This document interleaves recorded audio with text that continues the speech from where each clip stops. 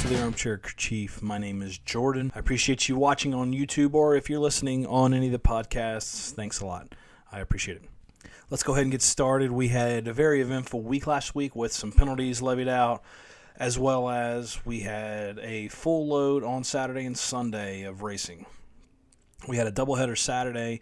Those two series, the Truck Series and the Xfinity Series, both were supposed to qualify on Friday, but they did not get a chance due to rain. So we're going to go ahead and get started on the Craftsman Truck Series. Everything was set on a metric. And starting the race, we had Zane Smith, Ty Majeski, Ben Rhodes were your top three. Christian Eckes was fourth. And this race ended up setting some records with some cautions. 11 cautions, I believe, for 58 laps. A lot of these guys were running really well. Top line ran a lot, and that was kind of a going theme throughout the whole race. The Xfinity race was similar, as well as the Cup Series. So Atlanta, if you're not familiar with it, we'll kind of touch on that briefly as we're talking about the trucks. It's a mile and a half that runs as a super speedway. If you're not familiar, the other super speedways, or we'll call that one a super speedway as well, but the super speedways are Daytona and Talladega. We got a 2.5 and a 2.66 mile race. They get up to close to 200 miles an hour. So at Atlanta, you're running about 187, 22 degrees, banking on the side. It's hit or miss on how people like it. We'll discuss that a little bit later when we discuss the Cup Series. They reconfigured the pit road entry to this whole track. It is crazy. It's wild. It's hate it or love it, in my opinion. So going forward, Eckes ran up front. He kind of got towards the front of the race. He ran the first stage, did really well, kind of got shuffled in the back and had to fight himself way back up. Nick Sanchez did really well. Raja Kruth was running well, and then he got caught up in some stuff and ended up finishing later. I say did well. You know, he was running top 10-ish, I believe, for a while. I think he got up into the top 10, top 15. So he surprised a lot of people. Those two guys are coming out of ARCA running as rookies. So it was fun to watch. It was enjoyable. The cautions, I mean, hey, it's trucks. You're going to have cautions because you got the rookies running. You got a lot of other people running that are as experienced as a Matt Crafton and a Ben Rhodes, somebody like that. So you're going to find this. It kind of stunk for Corey Heim. He was running up front for a while. He was actually behind Sanchez on a restart. Sanchez just lost power. He doesn't know what happened, anything like that. Corey Heim just ran in the back of him and spun out. So that was one of your cautions. It was a good fight, I thought, on the restart for the overtime. Sanchez was leading. Eckes came up and just got next to him and able to go by him. And, man, that made for an eventful run. It was great. Moving on to Xfinity. Again, they started on the metric. It was some good racing. They had a ton of cautions. I was thinking when I saw the Fox has a new line that shows you how many green flag laps and so on within these stages, and just seeing all the yellow, it was like somebody just went crazy with a highlighter and just took it and ran it all over. I mean, it was nuts. This had a lot of caution. It took a lot of time. The winner out of this race, in my opinion, who was not the actual winner of this race, and people will differ on this, was Josh Williams. We'll go on to that because we'll go on that a little bit later because there's some interesting stuff. I got a page from the rule book, which nobody really has. It looks like from Bob Pockrass on his Twitter. But Kligerman ran a very strong race. Parker Kligerman was up there running. He would get shuffled back and come back up.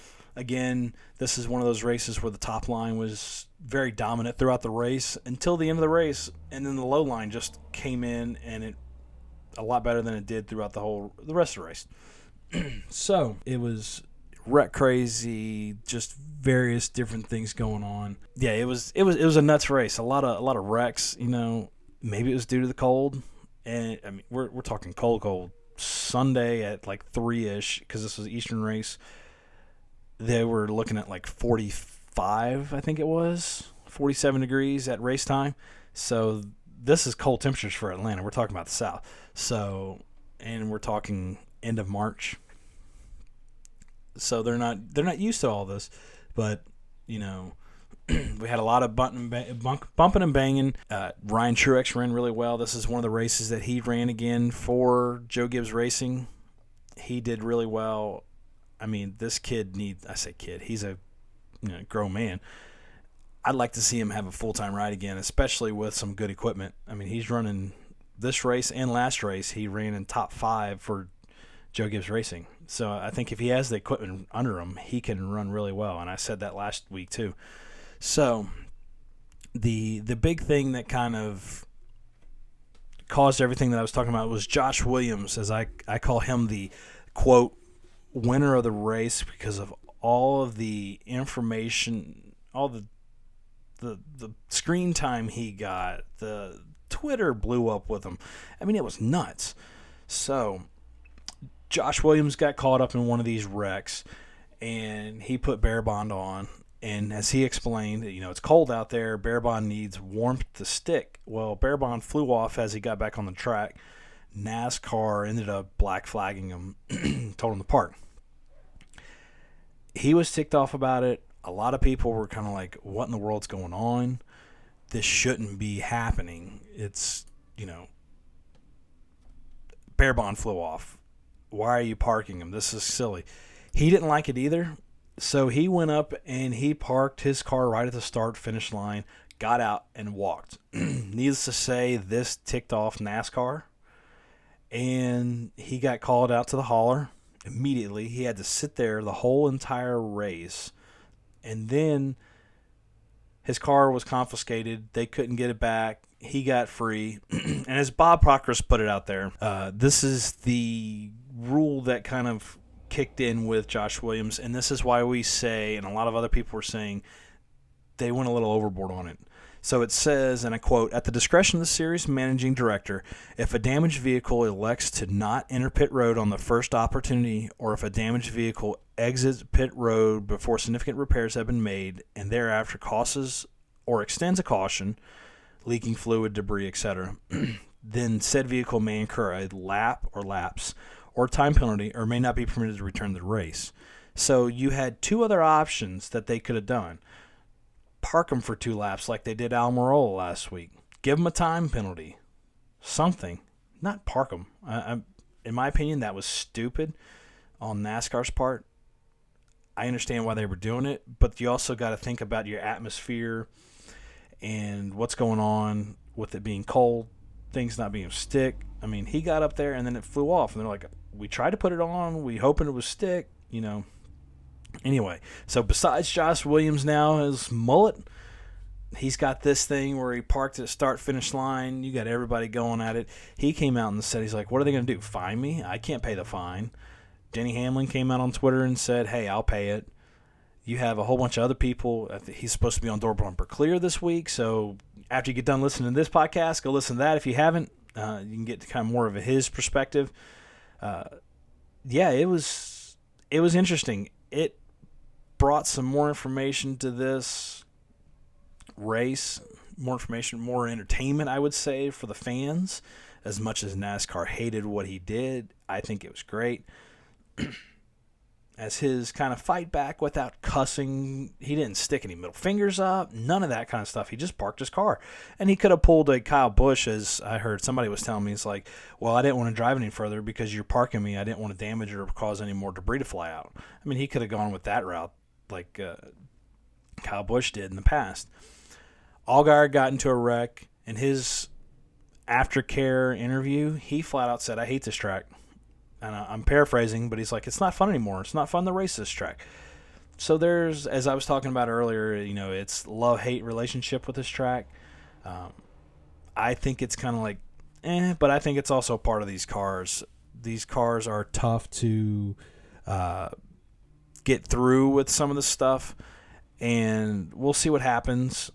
But going forward, Atlanta's got a lot of opportunity. We'll see what happens.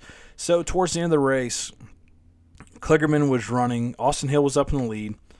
Kligerman was running up there. He looked like he had a really good run. He was right behind him. Alfredo was running really well. But towards the last part of the wreck, we had Kligerman was fighting for that lead. Daniel Hemrick came up. Hemrick bumped him and then just kind of like spun him. They threw the caution. They let it keep going because it was right towards the start-finish line. And, man, I hate it for Kligerman because he was doing so well. I mean, he finished with a fourth backwards because he spun around. But Hemrick just kind of like plowed through him. We talk about on this podcast, Keselowski has the name for the plow. And there's so many other people that if you get in their way, they're going to just mow through you. Denny Hamlin's one of these guys. Comes to my mind. Joey Logano. So Hemrick just kind of moved. Instead of going down, he went up, and the car went up, and he just hit it more and spun him because he got Kligerman loose. Kligerman started going up the track.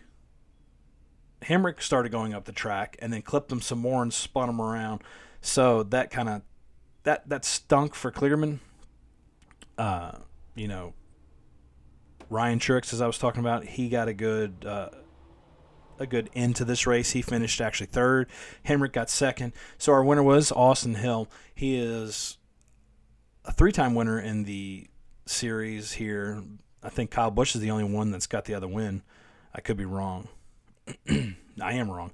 But he's the 3-time winner. And, congratulations to Austin Hill. This is kind of his hometown track. It led to some fun times, interesting, frustrating, hands in the air type finish to the track. Like, hey, what in the world's going on?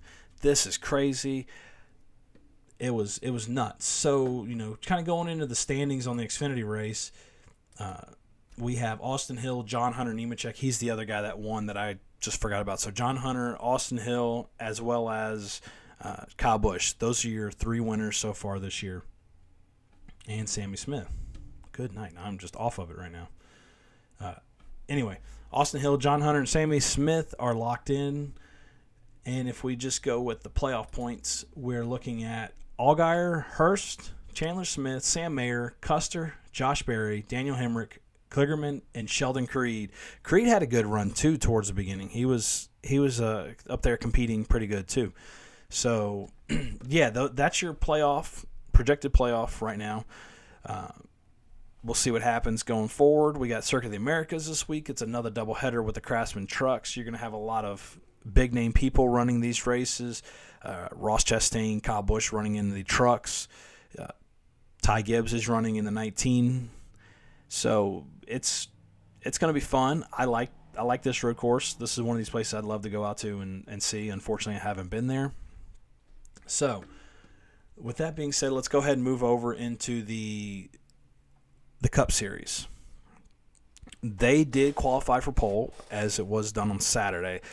Ford's just dominated qualifying. I mean, you're talking Ford's got the top 6, if I remember correctly. I'm sorry, top 8. You had a lot of... So you pretty much had top 3 were Penske cars. You had Logano, you had Cindric, and Blaney. And then you had your RFK, Keselowski was there, Almirola, Harvick, Buescher, Briscoe. That's your top 8. Larson was the first Chevrolet. And then Christopher Bell was rounded up top 10 as a Toyota. This race was... It had its ups and downs. It was frustrating seeing some of these guys run around. They couldn't get moving. Kyle Busch got caught up in something. Bubba Wallace was our first spinner of the race. Caution. Reddick did really well. They had reported that he wasn't feeling well and he was kind of sick. So he ended up running it, even though he had John Hunter Nemechek sit there as a backup that he could just pull in and get done. As I was mentioning before, the reconfigured the pit road entry to this track. This is where it played a role in it because there wasn't as many cautions in this race, so you had the pit under green flag. So to kind of give you an idea, they pretty much doubled pit road. Pit road started before turn 3. So right at turn 3 was the commitment line. And you got to run 45 miles an hour around turn 3, turn 4, into pit road. It was, as I said, pretty much doubled. And you got cars going 187 mile an hour on the track. A lot of people got 2 laps down. Luckily, there wasn't a caution in between pits, because, man, that would have put a lot of people behind the 8 ball. So, luckily that didn't happen, but I think a lot of people, I don't want to speak for a lot of people, but I know for me, I think it's kind of silly. I know they did this for a safety reason, but why not have the guys get down on the apron, run speed, and then make that the commitment line, run, close to track speed on the apron, and then start slowing down. I think that would be better. It's a little bit safer than having everybody just come off turn 4 into the commitment line. So Christopher Bell, he qualified 10th, but he had to start at the end of the back of the track, back of the people. But he ended up fighting himself back up. He had a really strong race. Keselowski was up there running. Logano, he pretty much stayed up there most time, fighting back and forth. Harvick got into a wreck. A lot of people have been blaming Ross Chastain for that. When you go back and look at the replay of it, it was just air loss off Chastain's car. Chastain didn't bump him until Harvick got sideways, and it's like, what are you supposed to do? Lay in, hit the brakes, and then have everybody else pile up behind you? I think it was misrepresented and misworded, because Ross Chastain has a reputation for being one of these guys that will just race you hard and like Dale Earnhardt you. So, yeah, that kind of stunk. Harvick, I'll commend Harvick, because he didn't even say it was Chastain's fault. He's like, man, I lost air and got loose. You go back and look at it, and these people, I'm not going to name out any names, except for NASCAR.com actually called it out too. Chastain caused this wreck. He may have caused the wreck, but he didn't hit Harvick to cause the wreck. This was racing. This was air off the car, caused them to get loose. It happens. I think Ross got an unfair advantage there when it comes to all this. We'll see where it goes. Logano and Keselowski were running back and forth. The last half of this race, more than about 40 laps into this race, man, it stunk. It was boring. It was a snooze fest because you didn't have any movement. I mean, you'd have a couple move back and forth because you had 2 lanes, but it was boring. I think Kyle Busch came out and said, he's like, hey, we were trying to move. We got shuffled in the middle. We got put back. We came back up to close to where we were before we got shuffled back, but there was no movement. Nobody wanted to go out. Nobody was moving. It was kind of deadlocked towards the back. I like watching the back racing because sometimes it's more intriguing, especially on some of these races where you have people out like the 3 or 4 second lead, and the TV broadcast, again, I said this last week too, they go out and they have to show the leader and they have to show the big names, their sponsors. But it's boring to watch on TV. So with that being said, hey, it was rough. It was boring. I say rough. Sucks for Truex. I think he needs a change somewhere, and nobody's giving it to him. This is the third year that he's had issues with his crew chief ever since Cole Pearn left. This time engine mapping was wrong is what they were suspecting. I don't know what it was. He was burning a lot more fuel than anybody else, so he got shuffled back. Beginning of the race, he was out there running, and he was moving and passing people, and he probably could have made a run for the top 10. I know he's running up there at the end of stage 1 and stage 2, but this whole burning so much more fuel than everybody else, it kind of just caught him. I think he's due for something, but, if JGR can't find a change for him, if they can't find a crew chief, I think it might be a little bit of crew chief, but at this point, it's like, maybe it's the whole team. I mean, his pit crew kind of hurt him a little bit in one of the races because they messed up. I mean, he lost a wheel, so he had that penalty. So, I mean, he's got a lot to overcome. And for him to come up, I think, let's see where he finished. He finished 19th. Barry had another really strong running. Ricky Stenhouse finished 17th, AJ Allmendinger 16th. So your top 5 were Logano, Keselowski. They were fighting back and forth. Logano just got out right in front of him. Keselowski couldn't capitalize. And then you had Bell. Corey LaJoie got a top 4. He finished 4th. And man, congratulations to Corey. That's a strong running for a team. Everybody discredits that guy. I hate that for him because I think he's a good driver. He just doesn't have the respect for running up there because he hasn't been up there, and it's mostly because of the equipment that he has. It's not his driving skill. I mean, as you can see here, he's up there running and ran clean. So, that you had that there, and then Tyler Reddick finished 5th. And man, if he was feeling sick, that's crazy that he was able to finish that race. So kudos to him as well. The 45 car team seems to be running really well. They've got everything running. So we'll see what goes on. We have Circuit of the Americas coming up. We have Kimi Räikkönen, Jenson Button. They're up there running the 91 as well as the 15, respectively. Next race in Austin. So just a kind of reminder, guys, with this race, they changed rules, so we will have choose rule at the road courses, but they ended the stage cautions during the road course. So that'll be something interesting to watch. More green flag pit stops and able to do that kind of stuff. So moving on to the news. As I was telling you earlier, we had a lot of information in one of the posts that I put on YouTube, kind of like a end of week recap. Hendrick Motorsports got the book thrown at him, in my opinion, and rightfully so to an extent. The louvers that they put on the car were modified to fit the car.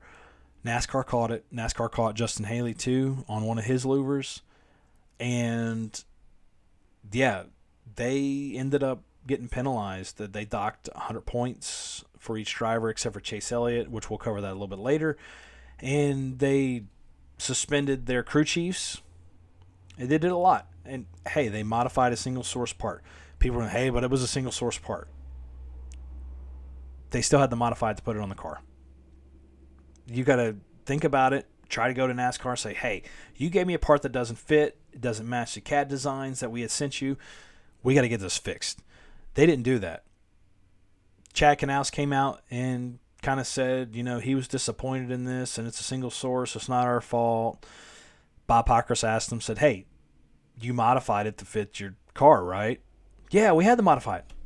I mean, that's evidence right there to you got caught. Dale Jr., same thing. He kind of made excuses, in my opinion, for it. He's kind of hooked with HMS, with his Junior Motorsports and running Chevrolets. But that one, he kind of didn't see it either. He was questioning why Chase Elliott didn't get any driver points taken away. And it's like, Junior, he's not racing for 6 weeks. He's already penalized himself by breaking his leg. Why are you going to penalize him more? It's not going to... He's already behind the 8 ball on this whole thing. So that's what I thought about it. It's like, come on, think, guys.